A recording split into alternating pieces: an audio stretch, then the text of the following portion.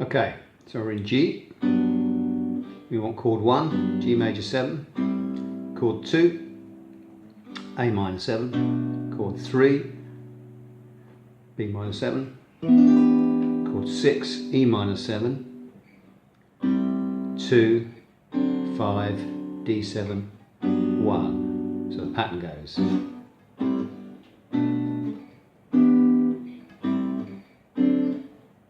That's all diatonic to G of the scale of G. So the first thing we can do, when we get to the chord 3, we can treat it as a chord 2 in A and play 2, 5, 1. Sorry, 2, 5 in A, but don't resolve to A major. So that's B minor 7, E7,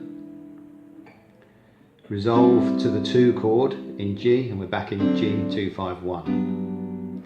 So that changes what we'd expect to be E minor, the 6th chord in G, to E7. So it's I didn't say this last night, but that's called a secondary dominant, where you'd expect to see a minor chord or a major chord. You see a dominant chord, secondary dominant. So it just shifts to A for a brief second. So that means your melody or your soloing will incorporate 2 more sharps. Because in G we have 1 sharp F, and in the key of A we have 3 sharps F, C and G. So let's do that again.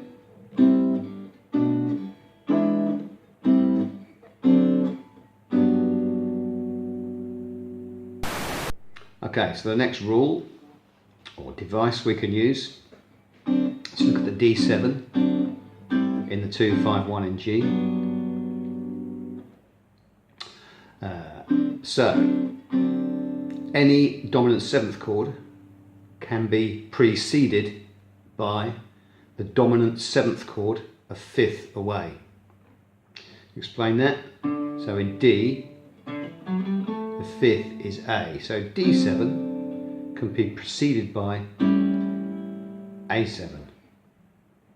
So if we throw that into our mix, we find that where we were seeing an A minor 7, we see an A7.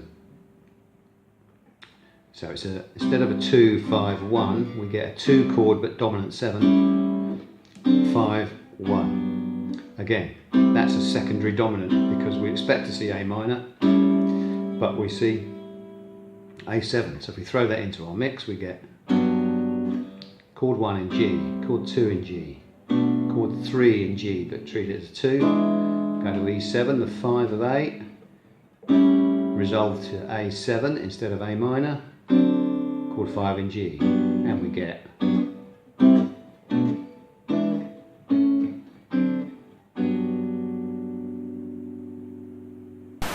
another little rule, a dominant 7th chord, G7,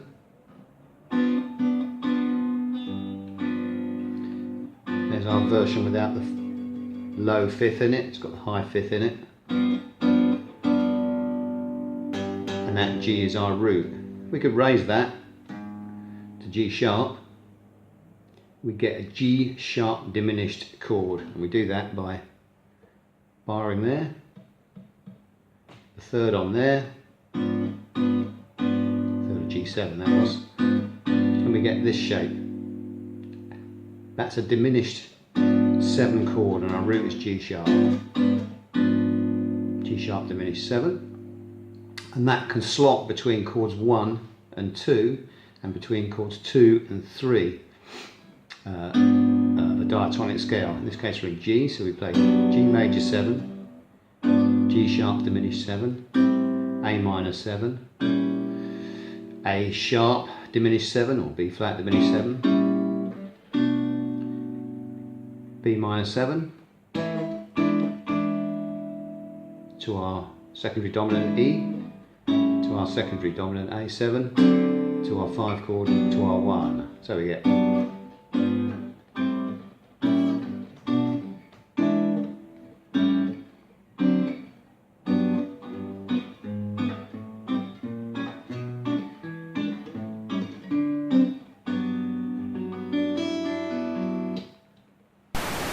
So dominant seventh chords have extensions and alterations. Extensions and alterations. Extensions are above the octave, so 9, 11 and 13.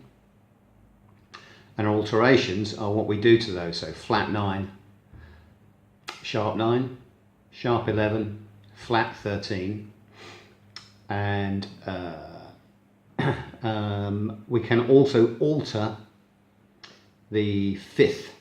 So we can do a flat 5, that's within the octave, flat 5 and a sharp 5. So a couple of shapes we looked at were, there's our dominant 7th chord, there's the version without the low 5th in it. This, we're in A by the way. This is the 5th E of the chord, and we can flatten it, that's a flat 5. Or we can sharpen it, that's a sharp 5. So we realise the flat 5, that's A7 flat 5.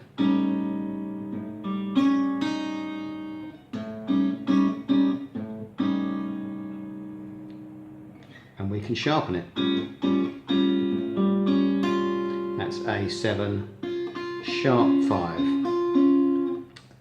couple of little notes on that, which we didn't look at last night, are that the flat 5 is enharmonically equivalent, or the same note, as a sharp 11.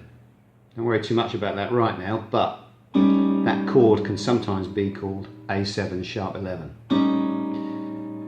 A7 flat 5. Same thing, it's just depending on context. So it gets complicated. And the A7 sharp 5. Sharp 5 is an augmented note, so that chord will sometimes be written A augmented 7, A aug 7. So just to make it even more complicated.